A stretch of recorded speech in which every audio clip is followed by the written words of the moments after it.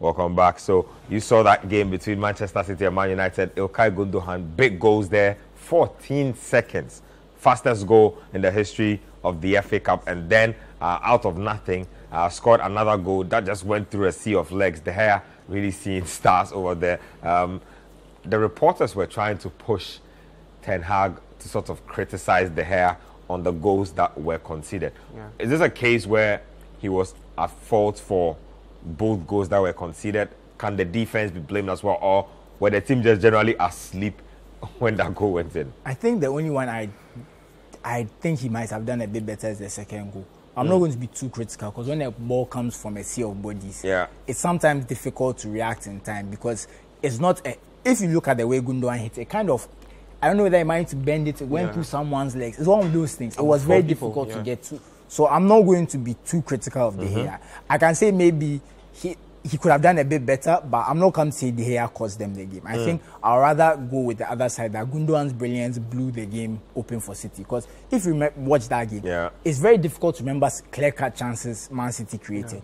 I think they had a few. I remember a Grealish shot that went across the face of goal. It wasn't connected. Exactly. I wouldn't say there was a chance that, you know, City should have scored that they got. That you are like, I think there were a few half chances here and there, good chance, but there was no chance that like that's. Haaland had a few over elaboration moments. Exactly. So there were some moments where it's like they got close, but there was never that killer chance that would have killed the game. And I think Man U defended fairly well. I honestly want to say I want to give them credit because I think considering their injury problems, the fact that Man City basically had a fully fit lineup. They had their injury issues. They couldn't call upon their best lineup. And they still were competitive. They still put up a fight. And we already know that even with their starting lineup, there's a gulf in class that you expect Man City to beat Man U even when both teams are full strength. I think it's a very creditable performance. I know that's not good enough for the Man U fans. They wanted the trophy. They wanted to kind of stop City from completing their treble. But look, that's Inter Milan's job to do now.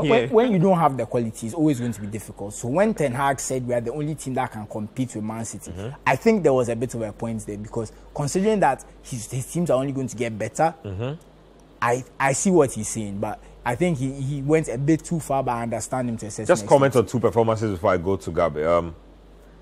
İlkay Gündoğan leaving, is that something, is that a mistake Manchester City is making? And then Christian Eriksen came out a lot of bashing from the fans for one just being a passerby in that midfield. The game just went by him, and then I think he was eventually hooked, but minimum impact in that game.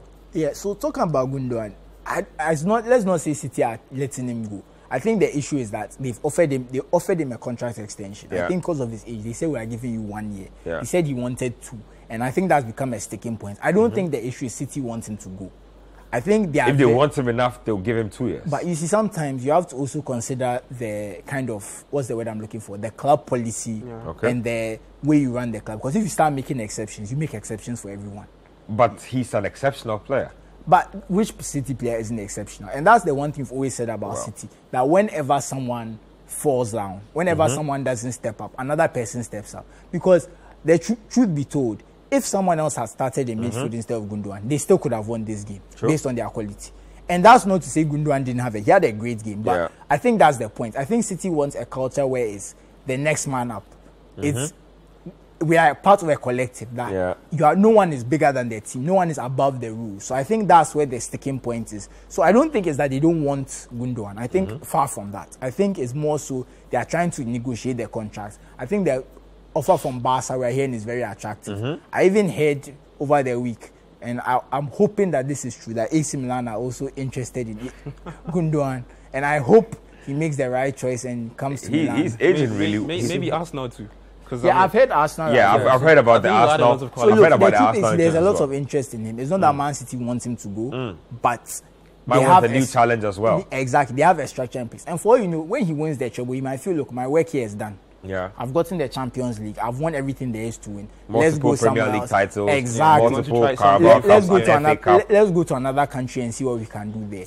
You know, so there's a lot of things going on, but I think it's definitely not the case they won't go and win. And talking about Christian Eriksen, I don't think it's very fair to say the midfield game. I think usually when a midfielder is playing against Man City, 9 times out of 10, the game will pass you by. It's just the nature of playing against Man City. You're not going to get your foot on the ball. Because if you're talking about someone like Casemiro who has to throw himself in challenges, win the ball back, against Man City, that's the game he's going to show himself. But if you're Eriksen, where you need to be on the ball, you need to make things happen, it's difficult when you don't have much of the ball. And talking about possession, we know Man City dominated the possession battle. So for a midfielder like Christian Eriksen, there was less opportunity to make his impact. And that's nothing to do with his quality as a midfielder or his ability. But if you are on the ball midfielder, you're supposed to be a sort of metronome in the team, knitting play together, and there's not much play to knit together because your team doesn't have the ball. It's very difficult for me to come and criticize you. I think we can criticize his off the ball, his out of possession work, the fact that he wasn't as physical. I know Coach talked about that. He wanted Fred and McTominay to start because it'd be a very difficult game. I understand Ten Hag because you also need to be a bit offensive too, and they went down pretty early. So it was good to have Eriksen in at that point because you need to go for it, but it's not his fault. I think playing against Man City as a midfield, and the fact that they outnumbered them in midfield because John Stones was joining in made it even more difficult. Christian Eriksen, if you are Ten Hag, what are your takeaways from that FA Cup final? You lose by 2-1. Your goal comes through a penalty. Are there positives to take out of this? Because they wanted a double to cement what they would call after winning the an excellent season. Comeback season. A comeback season. I think the team under Ten Hag in general, I think has somehow progressed a bit. After that 6-3, the first leg when City beat them, the second leg United won. This time around, they managed to keep them to that same scoreline, just that City ended up with a trophy. If you look at the team in general, somehow, like Sisu said earlier on, missing certain players to injury and things, he managed to somehow guide his team to play some good football.